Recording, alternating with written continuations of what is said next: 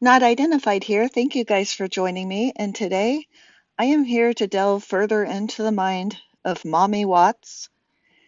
She recently released a book with also Chris Watts' sister, Kathleen Jamie Watts, titled All My Broken Pieces. So it's a bit wordy. I'm going to read it and then I will give you guys my thoughts, my reaction.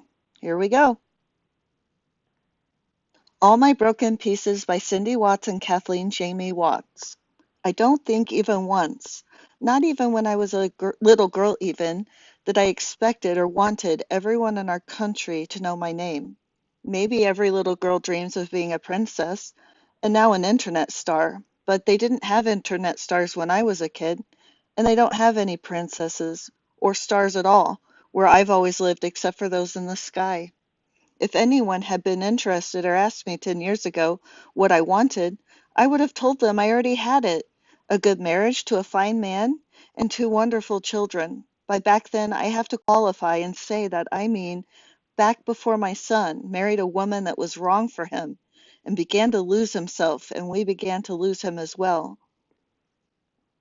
Our pain started then, and over the next 8 years our lives tilted downhill and became sadder, more complicated, and filled with growing amounts of unwanted drama and fear, until we finally ended up here, at the bottom, in a damaged, grieving heap broken into pieces. Two of our granddaughters are dead. The young woman who is our daughter-in-law is dead, and her family is devastated as well. Our boy is in many ways as lost to us as though he were dead. Our family is in rubble, and the whole world seems to know our names and hate us.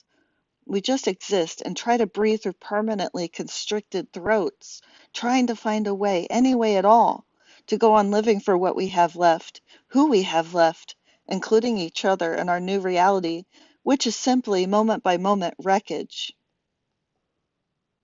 I am not writing this book to ask for sympathy.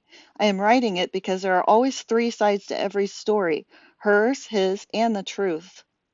Maybe I cannot know the truth any more than all the millions of strangers worldwide who seem to think they do, but I know some things. I know our family. I know my son. Or maybe I don't, and I wish to gain understanding of him and his actions through this process. And to a degree, I know the story of the marriage that led us all here. I want to tell people about these things I know at least. As to what I hope will come of it, well, I don't hope for much anymore. But no matter what you think of me, of us, remember this: Chris is still my child.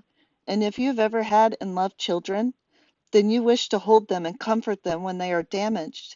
You wish to make it right. I can't make this right, and I may never hold my son again, never be able to comfort him. I can tell my story, though, or my truth, if you will, and hope for understanding. This is a story of us before, during, and after the slide. It is the story of our son meeting and marrying Shanann, and what occurred during their marriage. It's the story of our granddaughters as we knew them, and of our son's life during those years and their aftermath. This is about us, a group of ordinary people as we actually are, and not as those who think they know us or might wish to be us, wish us to be, excuse me. Because if what they say of us were true, then something like this could never happen to you or someone you love, and that reassurance I can't give anyone anymore. As painful as the words of strangers are, those who know nothing of us, but feel they do, I hold no grudges. I might have thought the same as they do before, when it wasn't us, before, meaning before my family became one of those that people read about and shake their heads over, and then immediately run to their laptops to say such things as I guess I would have drowned him at birth.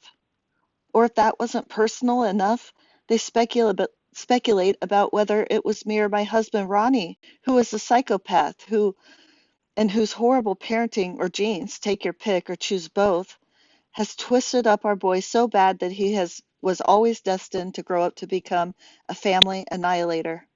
The worst, of course, the very worst. And I think what truly drove this book is the people who have written that my beautiful young grandson is going to grow up to be another Chris.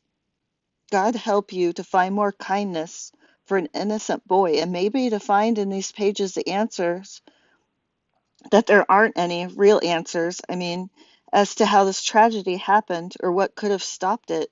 Because can't you see that if we could have, we would have? Please, if nothing else, believe that. I'd like to thank you, the reader, for listening to my story and for giving me your time as I travel this road again. Chris was a really good kid. It's not just me who says so. Everyone who ever met and knew him said so too. He was very gentle and quiet and never caused us a single problem. He was an honor student who loved sports and made a nice life for himself in Mooresville, North Carolina after high school and then NASCAR Tech. Then he met Shanann. Wow, right? Where do I even start with this? My reaction. Well, to remain objective, let's just say, yeah, her family has been through a horrific loss, and it's one I wouldn't want to imagine or wish upon anyone else for that matter. But to go on these media interviews and now a book and rant against people asking questions and worse than that, to blame Shanann,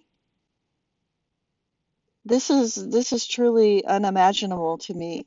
I can't understand where all this misplaced blame and rage is coming from. Her son annihilated his family,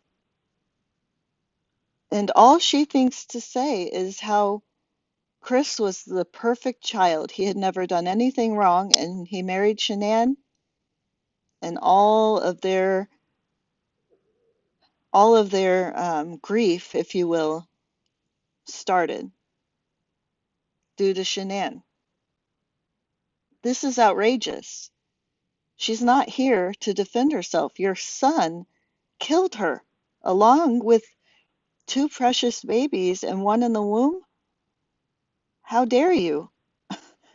Yes, there are three sides to a story, and Shanann's not here to speak her truth, her side of the story.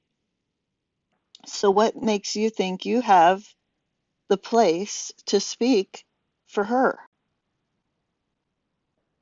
And to go on and say that 10 years ago, everything was great, I had everything I wanted, Chris was a perfect kid, and then this all happens due to Shanann? No, no, no, no, no, no, no, no.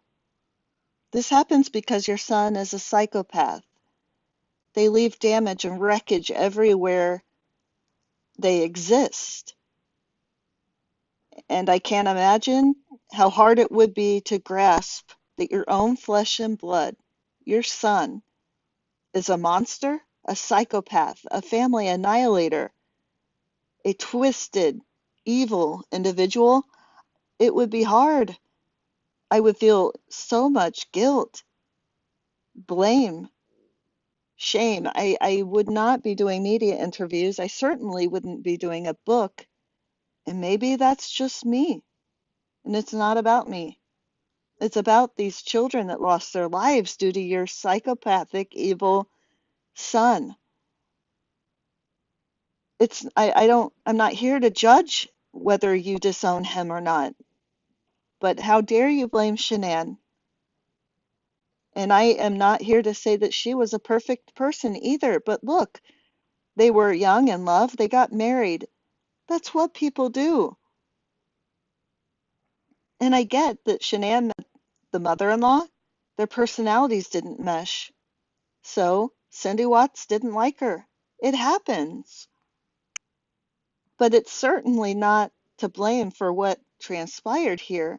Is Shanann also to blame how Chris savagely killed his own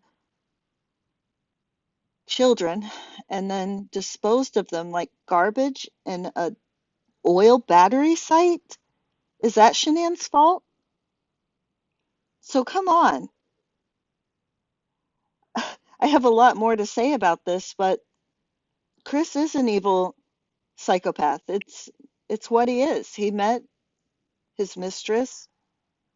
He had an affair. He cheated on Shanann while she was desperately trying to save their marriage.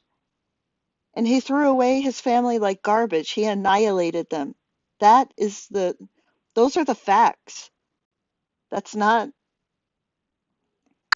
ugh, you know, I'm going to stop, but I would love to hear what you guys think. I can't wait for the comments. And as always, like, share, subscribe. I appreciate it. And I'll be back with you. Stay tuned.